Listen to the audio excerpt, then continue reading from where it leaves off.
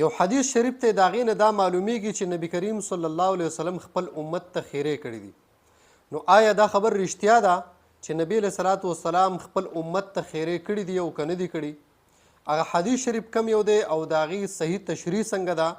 ځکه چې دا حدیث شریف اکثر د روژې په دې میاشت کې علما کرام او خطبا واعظین اکثر په دې منبرونو باندې بیانوي. نو آیا د دې حدیث شریف رښتیا دغه مطلب دی چې نبی علیه السلام امت ته خیرې کړي دي او که نه د هغې بل مطلب دی؟ نو راځئ دغه حدیث شریف هم واورئ او بیا د هغې صحیح محمل او صحیح معنا چې کم زمونږ امام صاحب کړې ده نو بیا هغه هم واورئ. او دا ویډیو چې ده نو ډېره اهمه ده، نو د دې وجې نه د نورو ملګرو مسلمانانو سره هم بیا شریک کوئ، ستاسو به ثواب وشي او هغه به د دې مسلې نه خبر شي. حدیث شریف کې داسې راځي، امام طبراني موجم کبیر کې ذکر کړی دی دا حدیث چې نبی علیه صلات وسلام د منبر په یو پړوی باندې وختو آمین ووی، په بله پړوی باندې وختو آمین ووی، په درېیمه پړوی باندې وختو آمین ووی. صحابه کرامو ته تپوس وکړو چې قربان د الله رسوله تاسو خو یو ناشنا کار وکړو، نور کله همداسې نه دي کړي. نو نبی علیه صلات وسلام ورته وفرمایل چې جبریل علیه السلام ویلي چې من ادرک رمضان فلم یغفر له فابعده الله، چې د رمضان المبارک عظیمه میاشت چا ومونده او ځان یې په الله باندې ونه بخه نو الله دې دې هلاک کړي. نو ما آمین ووی.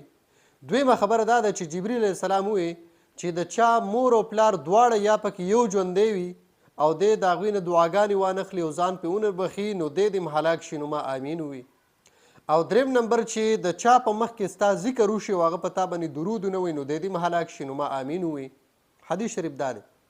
د دې حدیث شریف نه خدا معلومه شوه چې نبی علیه السلام گویا خپل امت ته خیرې وکړي چې یاره زما امت ته هلاک شي او نبی علیه السلام پې آمین ویلی دی. نو آیا دا خبر رښتیا ده که نه ده؟ دا حدیث شریف به تاسو اورېدلی بار بار.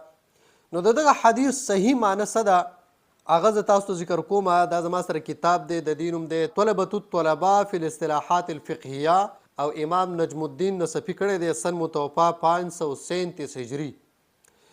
د دې صفحه نمبر دا 101 په کتاب الصوم کې امام عبدالعزیز بن احمد الحلوانی رحمه الله دی فرمایي چې د امام اعظم ابو حنیفه رضی الله تعالی عنه نه چا تپوس وکړو چې لما دعا رسول الله صلی الله علیه وسلم على هؤلاء النفر الثلاثه المذکورین فی هذا الحدیث دعاء السوء.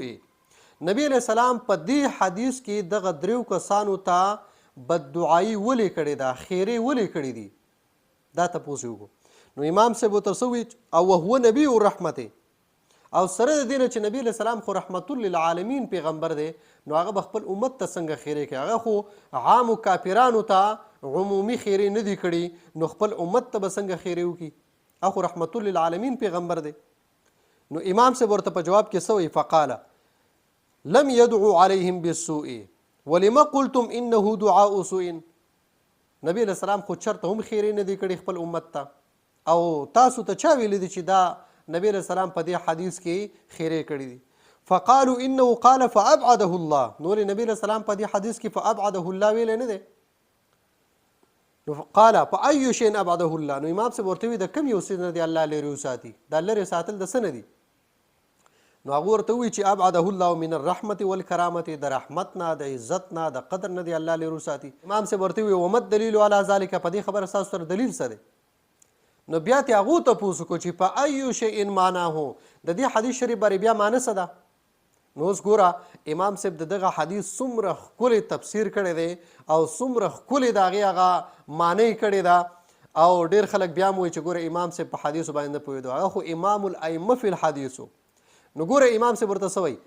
وایي معنی دا ده چې من ادرک رمضان فلم یغفر له او ادرک ابویه او احدهما فلم یغفر له او ذکرت بین یدیه فلم یصلی علی فقد استحق الوعید.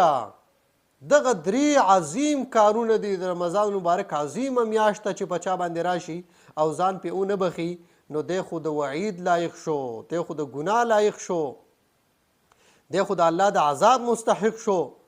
او یا د چا مور او پلار دواړه ژوندي وي او یا یو ژوندی وي او دی پې ځان ونه بخي نو دی خو د وعید مستحق شو. او یا زما ذکر د چا په وړاندې وشي او د بیا هم شومتوب وکړو په ما باندې درود ونه وي نو دی خو د وعید مستحق شو. نو فابعده الله من ذلك الوعید، نو الله جل جلاله دی د دغه عذاب د دغه وعید چې دی مستحق شوی دی نو خدای پاک دی د هغې نه وساتي. نو ما آمین ووي. نو فهذا دعاء لهم بالخیر وليس بدعاء عليهم بالشر. نو دا خو د امت دپاره دعای خیر د دعای سو او بد دعایي او خیرې نه دي. نو نبی علیه صلات وسلام خپل امت ته چرته هم خیرې نه دي کړي. نبی علیه السلام باندې په طایف کې کاڼي وورېده، د بدن نه ټولې وینې روانې شوې. نبی علیه صلات وسلام فرمایي اللهم اهدي قومي فانهم لا يعلمون. خدای پاک زما قوم ته هدایت وکړي، خیرې ورته ونه کړي. په نبی علیه صلات وسلام باندې قسمه قسم تکالیف ولا کافرانو ورکړي دي، خیرې نه دي کړي نبی علیه السلام. نو بیا به خپل امت ته څنګه خیرې کوي؟ نو د دغه حدیث صحیح محمل او صحیح معنا او داسې معنا چې بالکل هغه د انسان زړه په هغې باندې تسلي کیږي، نو دغه تفسیر امام صاحب کړی دی او ډېر بهترین یې کړی دی. نو ما هم غوښتله ډېرو کسانو د دې تپوس هم کړی و. نو ما چې د ټولو کتونکو ته خپل د دوستانو ملګرو ته د دغه حدیث دا کومه صحیح تشریح چې امام صاحب کړی دی چې دا ورته زه وړاندې کړمه. الله جل جلاله دی د نبی کریم صلی الله علیه وسلم په اقوال او افعالو باندې موږ ته د عمل کولو توفیق راکړي او الله تبارک وتعالی دی دا رمضان مبارک زموږ او ستاسو دپاره د خیر او د بخشش ذریعه وګرځوي.